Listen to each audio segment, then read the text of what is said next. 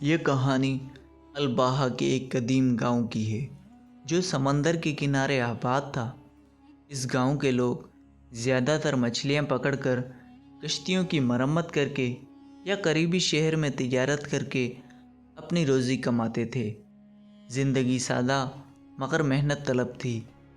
گاؤں کے کنارے ایک پرانی کشتی ہمیشہ بندھی رہی تھی جسے کوئی استعمال نہیں کرتا تھا اور نہ ہی اس کا کوئی دعوے دار تھا۔ گاؤں کے بزرگوں کا کہنا تھا کہ یہ کشتی کسی زمانے میں ایک سمندری طوفان کی نظر ہو گئی تھی اور جب واپس لوٹی تو اس کا مالک غائب تھا۔ اس کے بعد کسی کو اس کشتی کو ہاتھ لگانے کی ہمت نہ ہوئی۔ گاؤں والے اسے پر اسرار سمجھتے تھے اور رات کے وقت اس کے قریب جانے سے کتراتے تھے۔ گاؤں کے لوگ اپنی روزمرہ کی زندگی میں مصروف تھے اور ایک دن دو اجنبی وہاں آ پہنچے۔ ایک فقیر جس کی عمر زیادہ نہ تھی مگر اس کا لباس بوسیدہ تھا اور چہرے پر زندگی کی سختیوں کے گہرے نشان موجود تھے۔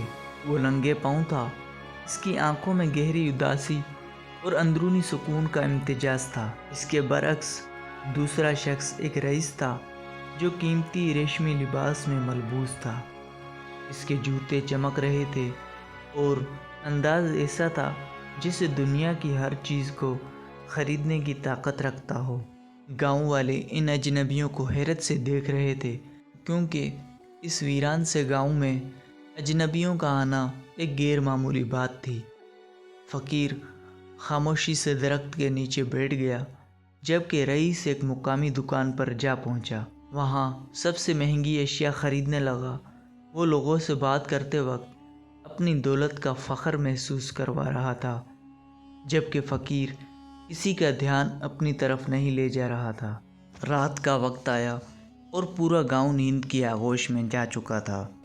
چاند کی روشنی سمندر کی سطح پر جھلملانے لگی اور ٹھنڈی ہوائیں چلنے لگی۔ ایسے میں وہ دو مسافر ساحل کی طرف نکلے۔ رئیس کا چہرہ غرور سے بھرا ہوا تھا جبکہ فقیر کی آنکھوں میں ایک عجیب سی خاموشی تھی جیسے وہ کسی گہرے راز سے واقف ہوں۔ دونوں ایک پرانی کشتی کے پاس آ پہنچے جو ساحل پر بندھی ہوئی تھی۔ رئیس نے کشتی کی طرف اشارہ کرتے ہوئے فقیر سے پوچھا، یہ کشتی تمہیں کیسی لگتی ہے؟ فقیر نے غور سے کشتی کا جائزہ لیا۔ یہ کشتی بوسیدہ ہو چکی تھی، اس کی لکڑیاں جگہ جگہ سے ٹوٹ چکی تھیں اور اس پر کائی جمی ہوئی تھی مگر فقیر کی نظریں اس پر کچھ اور ہی دیکھ رہی تھی۔ فقیر نے آہستہ سے بولا، یہ کشتی خالی نہیں، اس کے اندر کوئی راز چھپا ہے۔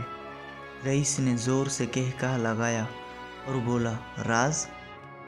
یہ بس ایک پرانی ٹوٹی پھوٹی کشتی ہے جو وقت کے ساتھ خراب ہو چکی ہے۔ تم بھی نہ فضول باتیں کرتے ہو۔ فقیر نے رئیس کی طرف دیکھا اور مسکراتے ہوئے بولا، اگر یہ صرف ایک پرانی کشتی ہے تو پھر تم یہاں کیا کر رہے ہو؟ یہ سن کر رئیس لمحہ بھر کے لیے خاموش ہو گیا۔ ایسا لگا جیسے فقیر کی بات نے اس کے دل میں کوئی چوٹ لگائی ہو۔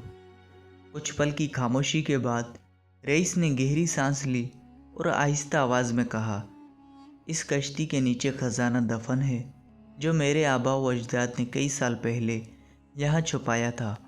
مجھے وہ خزانہ چاہیے اور میں چاہتا ہوں کہ تم میری مدد کرو۔ فقیر نے رئیس کی بات کو سن کر ہلکا سا تبسم کیا اور بولا، خزانہ یا دولت؟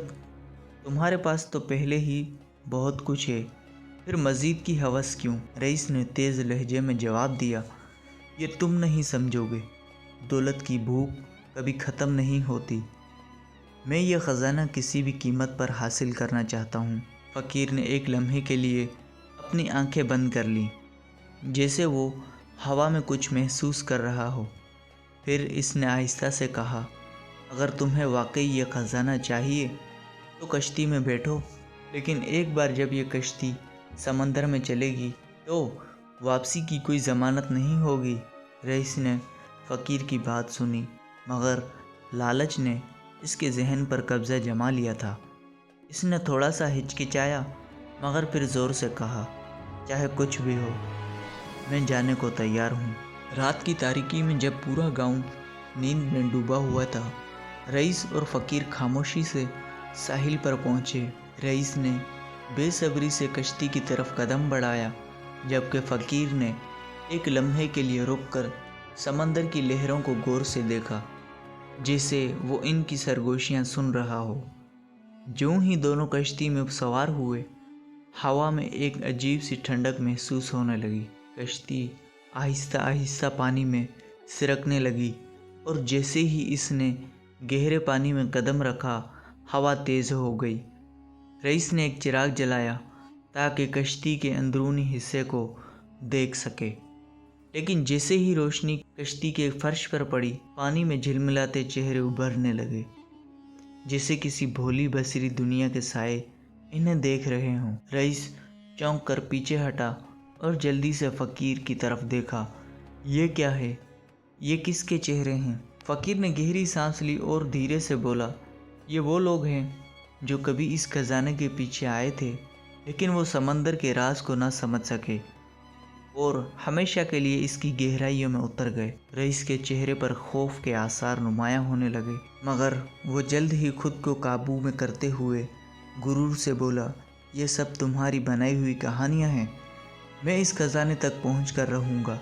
ज्यों ज्यों कश्ती आगे बढ़ती गई, समंदर का पानी भारी महसूस होने लगा, जैसे कोई नादीदा कुव्वत इसे रोकने की कोशिश कर रही हो। रईस ने हैरानी से इधर उधर देखा, लेकिन हर तरफ बस गहरा पानी था। कुछ देर बाद रईस को ऐसा महसूस हुआ जैसे वो जगह वही है जहाँ से इन्होंने सफ़र का आगाज़ किया था। ये कश्ती एक ही जगह क्यों घूम रही है? रईस ने गुस्से से फ़कीर की तरफ देखा। फ़कीर ने पुरसुकून अंदाज में जवाब दिया, ये कश्ती खजाने की नहीं, नीयत की पहचान करती है। जो इसे धोखा देना चाहे, ये उसे इसी दायरे में कैद कर देती है। रईस का चेहरा जर्द पड़ने लगा, लेकिन वो अब भी हकीकत को मानने के लिए तैयार न था।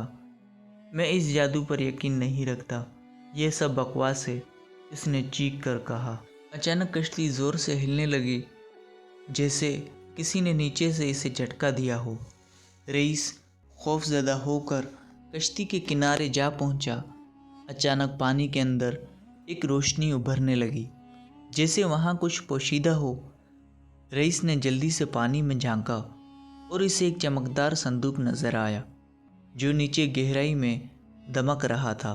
वो रहा खजाना, रईस ने बेताबी से कहा और बिना सोचे समझे पानी में छलांग लगा दी। ज्यों ही रईस पानी में उतरा, वो चीख उठा। इसके गर्द पानी का रंग बदलने लगा, जैसे कोई इसे अंदर खींच रहा हो। पहले इसे लगा कि ये महज इसकी नज़र का धोखा है, मगर जब इसने अपने इतराफ में लहरों को भंवर की शक्ल में घूमते देखा, तो इसके दिल में खौफ ने जन्म लेना शुरू कर दिया। फ़कीर सुकून से किनारे पर खड़ा था, जैसे ये सब पहले ही जानता हो। इसने धीरे से कहा, तुमने दुनिया की हर दौलत हासिल कर ली, मगर फिर भी तुम्हें सुकून नहीं मिला। अब तुमने जो चाहा वो तुम्हें दे दिया गया। रईस ने पानी से निकलने की कोशिश की, मगर इसके हाथ जैसे किसी नादीदा जंजीर से जकड़े जा चुके थे। पानी में लहरें इसे मज़ीद नीचे खींच रही थी। मुझे बाहर निकालो, मैं वापस जाना चाहता हूँ, वो दहशत ज़दा होकर चिल्लाया। फ़कीर ने इसे देखकर बोला, अब वापसी मुमकिन नहीं। कुछ चीज़ें तुम्हारी मिल्कियत में नहीं आती, बल्कि तुम इनके गुलाम बन जाते हो। ये सुनते ही रईस की आंखों में शदीद खौफ के आसार नमूदार होने लगे। पानी के अंदर मौजूद रोशनी जो पहले चमक रही थी, अब मद्धम होने लगी। रईस की आवाज़ समंदर की गहराइयों में दबने लगी।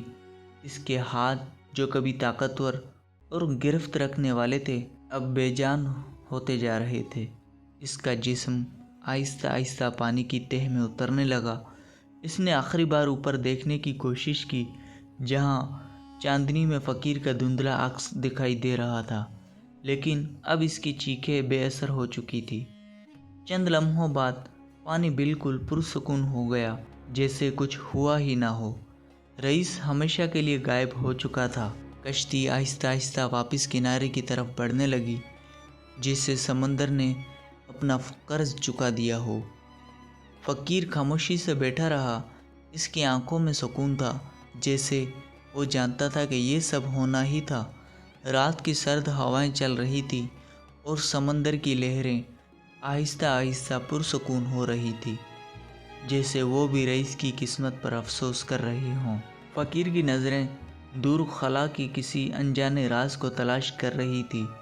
اس کے چہرے پر وہی پرسکون مسکراہٹ تھی، جیسے وہ جانتا ہو کہ انسان کی اصل دولت سکون ہے، نہ کہ خزانے کی ہوس۔ جب کشتی ساحل پر پہنچی تو وہ دھیرے سے اترا، زمین پر پاؤں رکھا اور آسمان کی طرف دیکھ کر گہری سانس لی، اور وہ بولا، کچھ لوگ خزانے کو پانے کی کوشش میں خود کھو جاتے ہیں، اور جو کھو جائے وہ کبھی واپس نہیں آتا۔ اگلے دن جب گاؤں والے ساحل پر پہنچے تو وہی پرانی کشتی وہیں بندھی ہوئی تھی، جیسے کچھ بدلا ہی نہ ہو، مگر رئیس کا کوئی نشان نہ تھا، جیسے وہ کبھی تھا ہی نہیں۔ گاؤں کے کچھ لوگ سمندر کے کنارے کھڑے ہو کر حیرانی سے ادھر ادھر دیکھنے لگے، مگر حقیقت ان کی نظروں سے اوجھل تھی۔ رفتہ رفتہ گاؤں کے بزرگوں نے پرانی کہانیوں میں اس نئے واقعے کو جوڑ دیا، اور ایک بار پھر وہی داستان زندہ ہو گئی کہ یہ کشتی اب بھی اپنے اگلے شکار کا انتظار کر رہی ہے۔ جو بھی اس کی طرف لالچ کے ساتھ بڑھے گا وہ اسے ہمیشہ کے لیے نگل لے گی۔